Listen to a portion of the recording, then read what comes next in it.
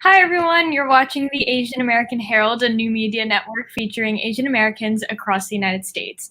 My name is Shruti Natanmai, and I'm a student at the Fashion Institute of Technology, writer and creative who's born and raised in the Capital Region.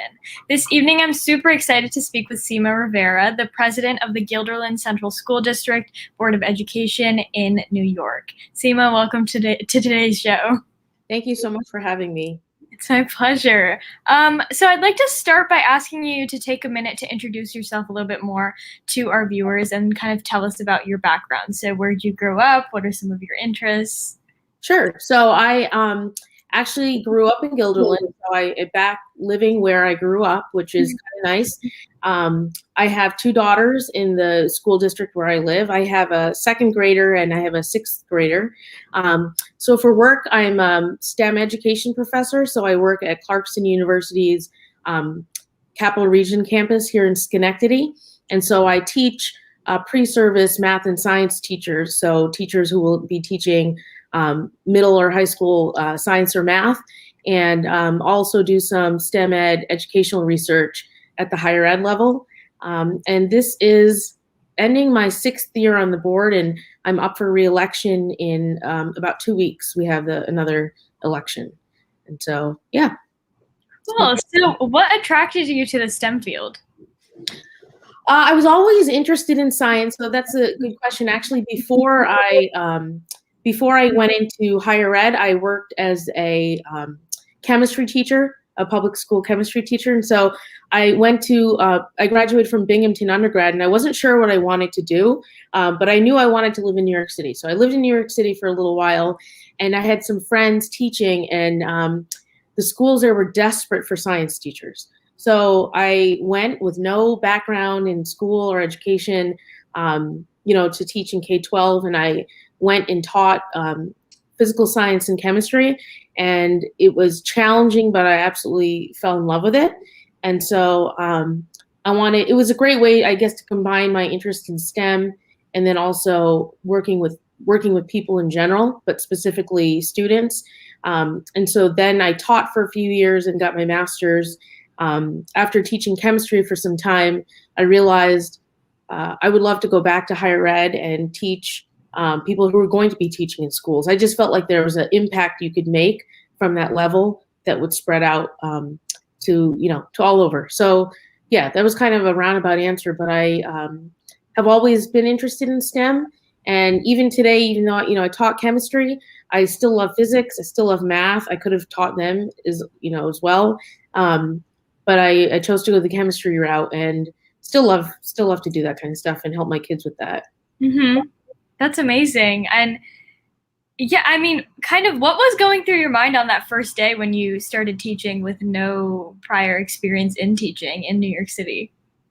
I mean, honestly, it's a great question. I mean, it was when you look back for K-12 and I look back to some of the things that I did and the questions that I had, and I was like, oh my gosh, they must have been desperate for science teachers because I love science, but that didn't mean I knew how to teach Right. it. But I did know, that connecting with kids was just important. So I figured, just growing up and my mom being a pediatrician, and we're always just like, I think that was something that I got from her is my love of working with kids. I just knew that making that connection first with kids was most important. And then really you could teach them whatever you wanted to teach after. Mm-hmm. So to me, it took me some time, but I was teaching in the Bronx. I was never taught before. It was probably the most challenging year of my life. And, my brother passed away that year as well. But I always look back and think, if I could get through that year, I could get through like anything. Right. Wow. Yeah, that's incredible. And as you said, that was definitely probably a huge learning experience and just something that sticks with you and everything else that you do. Exactly. So that sounds like a experience.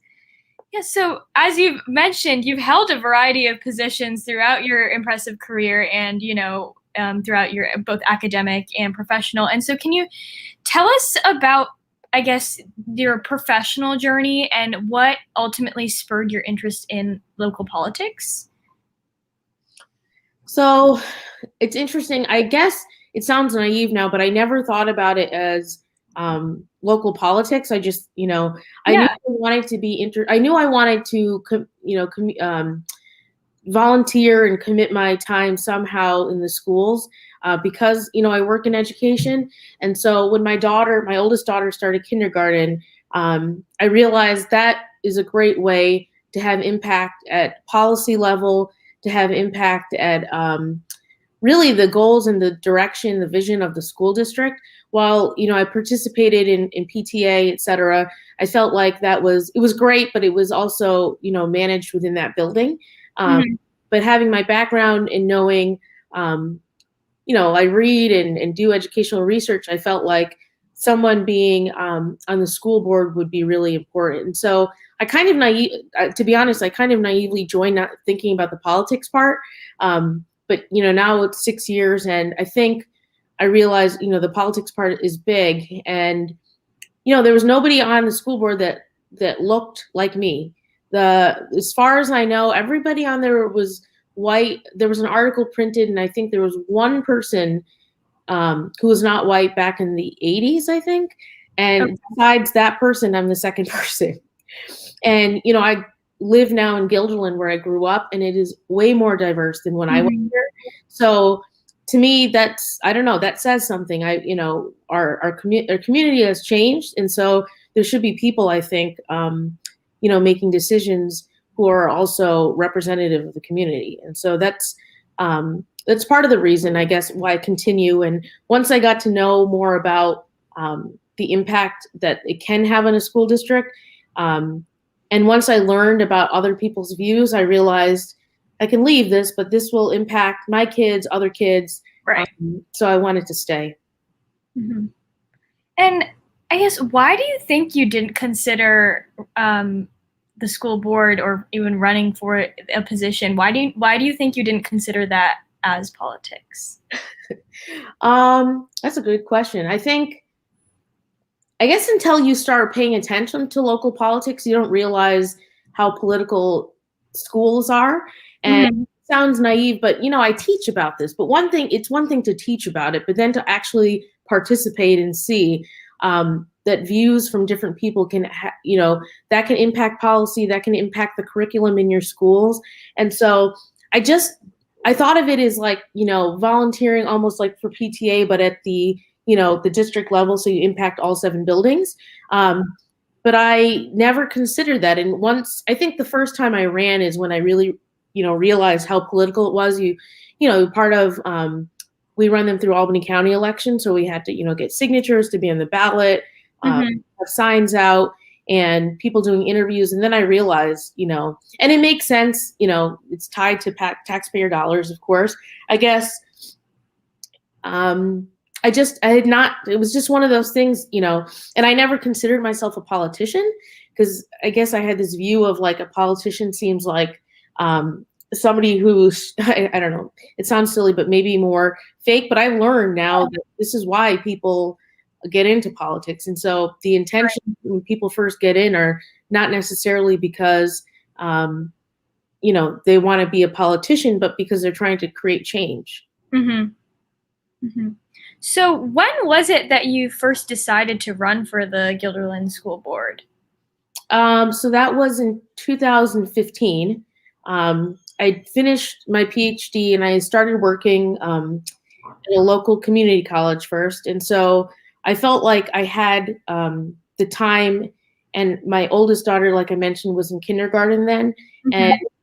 then I felt like, oh, this is, being a parent in public school is much different than just talking about public school. Being a student, it's a whole nother perspective. And I felt like I don't think there were a lot of parents on the school board like that had kids currently in school. They all had kids that were older. And so I really wanted to get involved to make sure people who had kids in the school, those are the kids that are going to be impacted by those decisions. So I wanted to make Mhm. sure I, jumped in. That's great. So, had you ever done anything of this sort before? Like, had you ever run for anything like this, a position like this? I mean, to be honest, no. I was in student, government back in high school. Yeah, yeah. Which is, doesn't mean anything. And it does mean something, but I was pretty social. So I was involved, I guess, because of that. But in high school, or I'm sorry, in college and after, I don't think so. This was the first time. And I think because of this, even in, kind of complements my work that I do professionally as a STEM ed professor. I get to see schools from a different perspective as a school board member. Mm-hmm. And I think that really adds to the way I talk to my students about their contribution and their positions in schools and the impact that they can have. And so whilst I personally, think it's a lot of work to balance both, they really complement each other. Mm-hmm. Definitely. So how did you even, as doing anything for the first time is always daunting, but something like this and something that's also in the public eye and you have to run for this position. And so how did you even approach running for this? Like, what was going through your head? How did you even begin to decide where to start? So I think I went to a few school board meetings in person. And I listened to people talk, and everybody was very open, when it came closer to election time in terms of trying to get people to participate. And mm-hmm. So I talked to board members one-on-one. I met a few different ones individually for coffee. They're really nice with their time to talk to me about, the whole thing, what it's like. And, once you do that and you learn about the process of gathering signatures and, creating signs. I basically do what I've always done is talk to people. I'm pretty social. So yeah, I don't have a problem reaching out to people that I don't know. I feel like the worst thing they can say is no, or just not respond. And so I think I've been pretty fortunate. And so I tried to do that, going forward, trying to encourage other people to speak up and engage. Also, become part of local politics. It's one of those things where I think people think there are other people who don't care about their opinions. But if you speak up, there are other people who probably feel and think the same way you do, but they just haven't said anything yet. And so it's really great, I think, to engage with the community like that. Definitely. Yeah. So what, I guess, during that process of running for school board, what did that process kind of teach you about entering into the realm of local politics? That was a great question. I don't want to be negative, but there's definitely some things that, you kind of hope that don't have an impact. But so I grew up here, right? So, but I did feel like, a lot of times I would have to tell people because the community is way more diverse than it was when I was a kid. And so I sometimes feel like people might think automatically that I didn't grow up here, or there's an assumption that I'm an outsider because I don't look like everybody here. So I almost felt like I had to, to make sure I put that out there that, hey, I know the community, I grew up here, and I have kids, and it's just funny, like you see the big range of views and diversity in the area, and it's good and bad. It's good because now you know what the community is like. It's bad because maybe you learned some things that you were hoping that were not true. But it is what it is. You are, I'm happy to work with all kinds of people, and I think everybody's in a different spot of understanding what the community is like. There's been a lot of change. So that's something that I think that was eye-opening for me while I have gone through this. Mm-hmm. Yeah, I understand that as well. And even going or living in the capital region, and compared to my younger sister, like even in that short period of time, I can definitely see a change. It's, as you said, the community is a lot more diverse than it was even like 10 years ago, which I think is great. But like you said, it is just like an additional step that a lot of people of color have to kind of take, just like you said, to be like, I'm from here and I grew up here and all of that, which is not great, but I do understand where you're coming from. So, how did you kind of deal with that, though? If there were comments being made about where you were from, or that you didn't look like everyone else, and kind of your credentials or for running for this position. Like, how did you deal with that? I think I'm pretty, that doesn't, I guess, turn me away. That just makes me realize that that pushes me more so to do the work that, to be involved. But I think sometimes I will walk into a room and even without talking, people might think I have an agenda just from how I look. And so I think I would purposely try and, diversity, equity, inclusion is a huge part of what I care about. But I, of course, care about other things too. So I feel like I would have to purposely try and make sure I balance everything, which I don't really think is, I don't love that I have to do that, but I think that's just the reality of it. And because I do, educational research, and I do a lot of work in within anti-racism and equity within my professional life, I'm reading literature all the time about this. And so it doesn't shock me, but it's interesting to deal with it in person. Right. Like when I grew up, there were no sidewalks, first of all, near Farnsworth Middle School. Now there's sidewalks, and there's, Indian grandmas walking in saris on the sidewalk. And so it looks very different, which I absolutely love. But I can see that people are sometimes afraid of change. And so I'm just cognizant of that. Yeah, that definitely.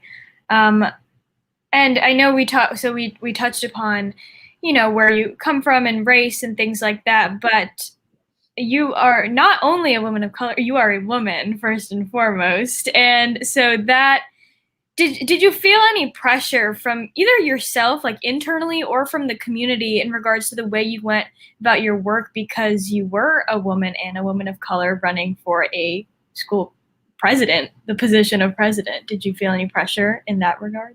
I do. I am cognizant of the fact that, there's the things of, there's just like stereotypes, right? Of like, and I feel like sometimes I will write an email and sometimes be more cognizant of how I write and how it's taken versus how, a male can write, even just speaking publicly as well.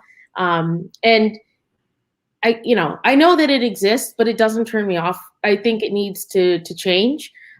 There's definitely, maybe we're just lucky in Guilderland that there's definitely a good number of women involved in the school board, but it doesn't turn me away. Like, I think I have a great, loving, supportive family. My mom was like huge, a huge person I looked up to in my life, and she was a single parent, and she was running her own, medical practice. And so to me, I just didn't see anything differently. That was what was the norm to me, even though I know that was not maybe the norm outside. But I was just aware that, sometimes you have to work a little bit harder, or you have to be a little bit more cognizant and free about what you can say. But I'm aware, I feel like I need to play that game to stay in it. But then I want to make change for other people. I want to, get other people involved. Were you always aware of this, or did it kind of become more apparent after you took up this role?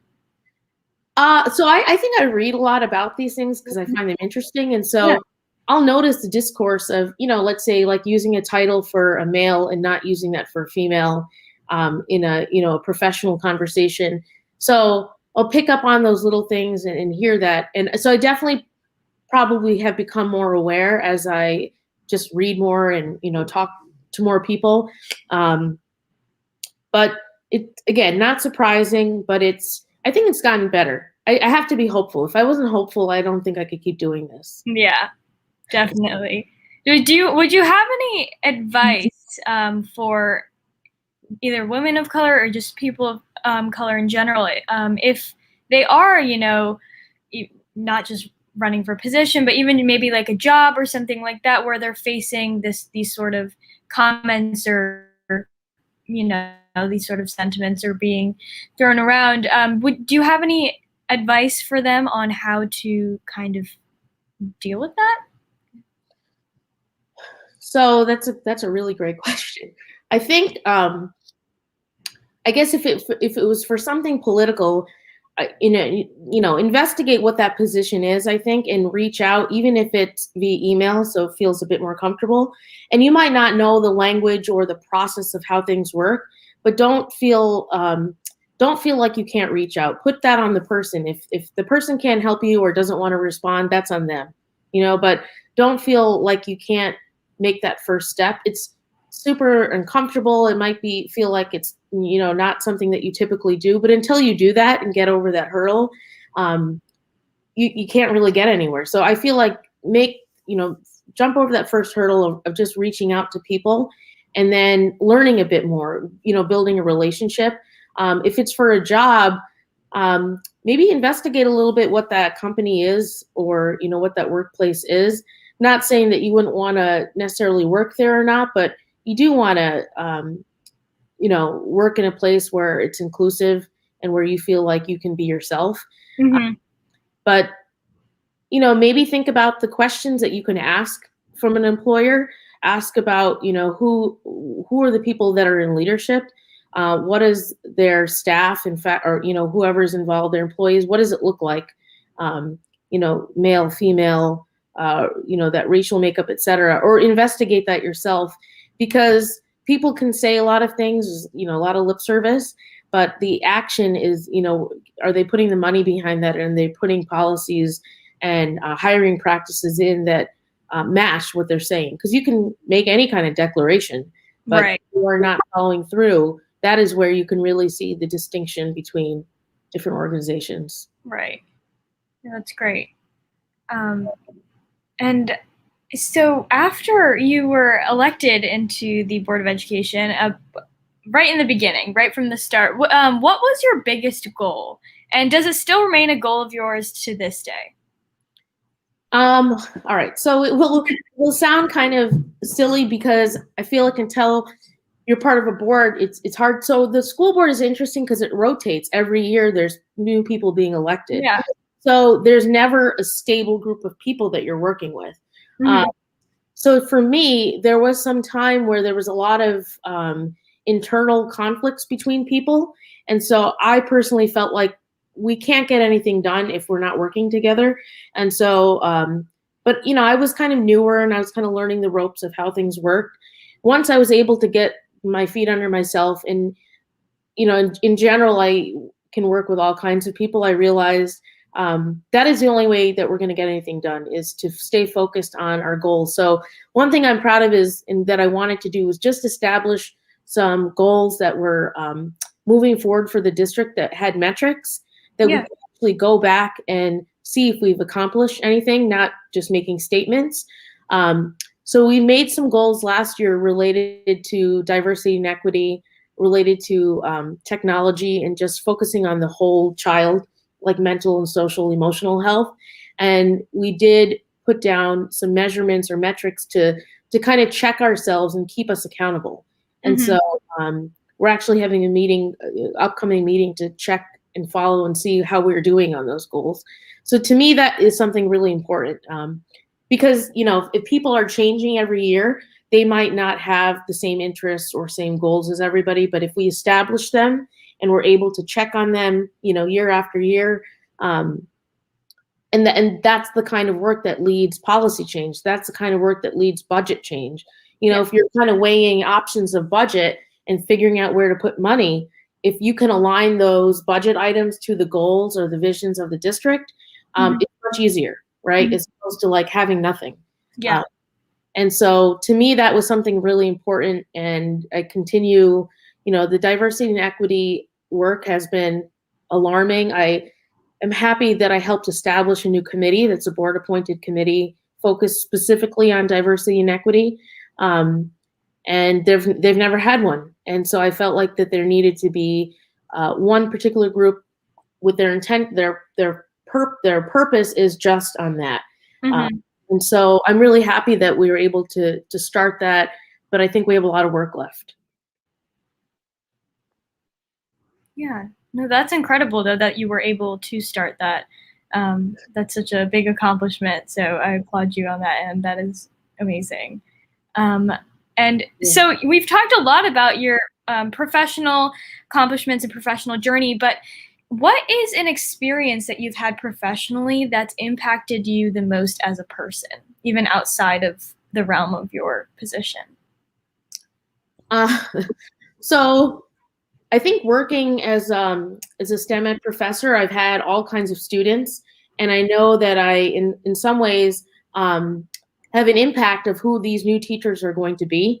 And so I think graduate students, especially, are really good at answering and kind of telling us what we want to hear, and then moving on. But I did have a student once who really pushed back with what we were talking about and shared his views. And initially I was kind of shocked and scared that there, people who don't believe privilege is something that even exists. That's just Right. me. And in some ways it was frustrating, but it was really kind of eye-opening to me that if this student thought this way, there are other students who think this way. And these students are going to go and become teachers and impact their students in their classroom. And so it really made me stop and think about, what is my purpose as their professor? What is realistic of my expectations that I will have, on them? And also that, it's nice to live like in La La Land, to think that everybody is just thinking like you, but the reality is that there are so many different views, and that they actually can make a difference on kids. And so I felt like it was a good learning experience for me, that, and it kind of, reinforced the idea that this is very much needed. This is not there's not an end date to this work, that, we have to just keep putting the effort in. And it's not easy, but it's totally worth it. It's totally worth the effort. Definitely. Yeah. And your efforts have been paying off, as we've been talking about. And so I guess moving forward and looking to the future, what are you most excited to work on? Is there a particular issue that you're eager to address, or a position that you wish to run for?